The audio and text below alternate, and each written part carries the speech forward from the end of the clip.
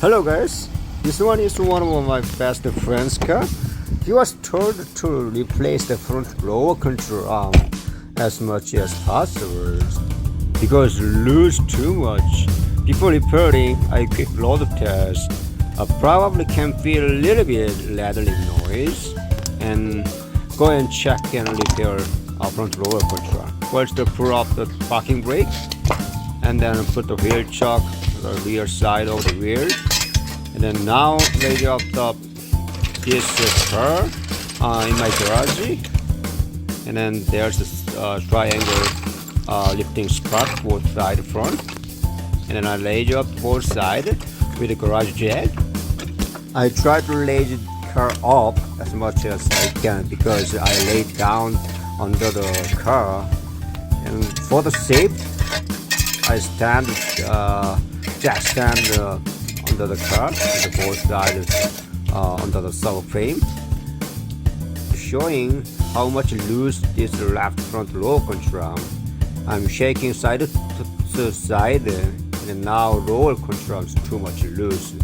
They say it's priority number one first to replace the lower control arm first. So you guys can feel the side to side, and then now loosen the wheel lots, and then remove the wheel lot and wheel caps. Now to access lower control arm. As it looks, another problem front of brake too much losting. Only halfway brake roller touching the brake pad, and then less of too much losting, and not even braking system, and then brake pad is also worn out. Anyway, today I'm gonna remove front lower control arm first.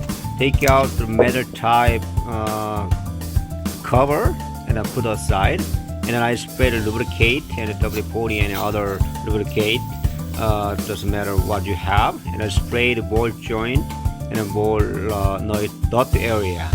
This type of pinch bolt test T55, and the other side 18mm nut, and I hold this 55 and then loosen the nut and then punch down this screw pinch bolt. That's too much lost, and you guys need more hammering down.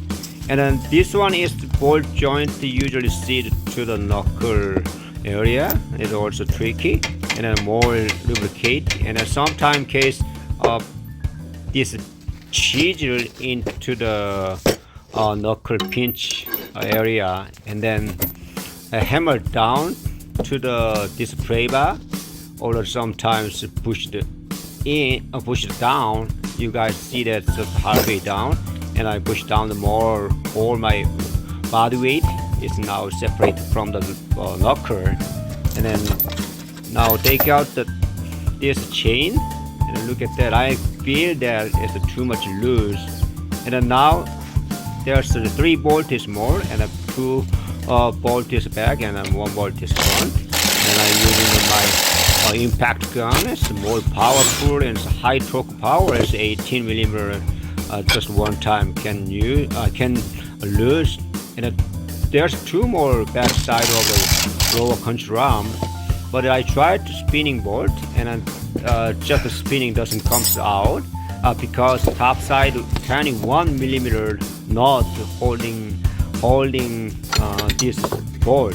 So that's why you guys 21mm wrenches, using the wrench as a hold to the top side 21mm nut, and one hand hold, and the other guys other hand impact loose this backside lower control bolt. And I got the front one and also back one. I remove the bolts, and then now hold the 21mm nut, and then now take out the other bolt and then wiggle it lower control arm, and then push and hammering down the backward.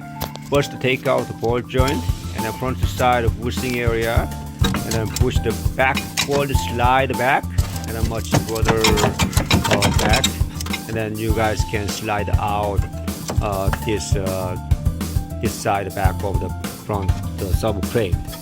Anyway, I pushed my leg and then hands and I almost got him out, and now it's too much lost, and then still stabilize bar, boosting bracket, hold it down to the lower control. That's why it's kind of seated together, and then I finally got it out. This one is the was told is too much loose. That's why priority number one need to be replaced as much as possible. I found that one is backside bushing also too much cracked and too much loose. And then number one priority problem is ball joint is too much loose. Once they hit the kind of pothole and the bumpy road, too much big impact, possibly separated from the ball joint from the lower control, you guys tires bear off. So now this new one from the Amazon, less than $200, and the old one is too much loose and cracked bushing, and even ball joint worn out. Now I try to push in myself or hammer down into the between this stabilizer bracket bar and the subframe, but it's so much harder to get in because this bracket bushing and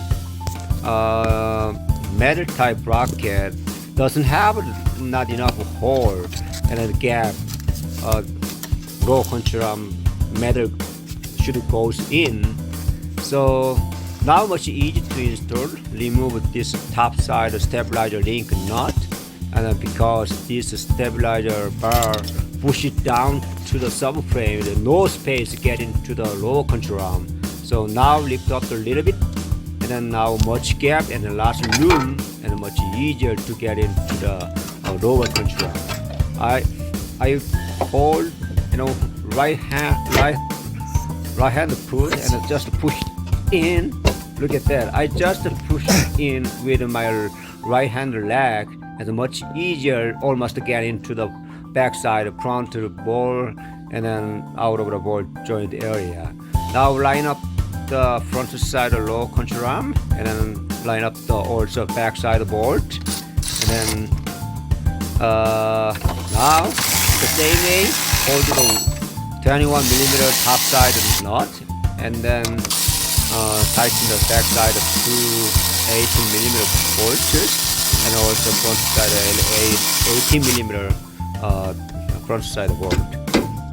And then I put into the knuckle and a low control arm, and then tighten the hammer, get into the pinch bolt, and then tighten the all pinch bolt and the front and back side of lower control mount bolt with a torque spec.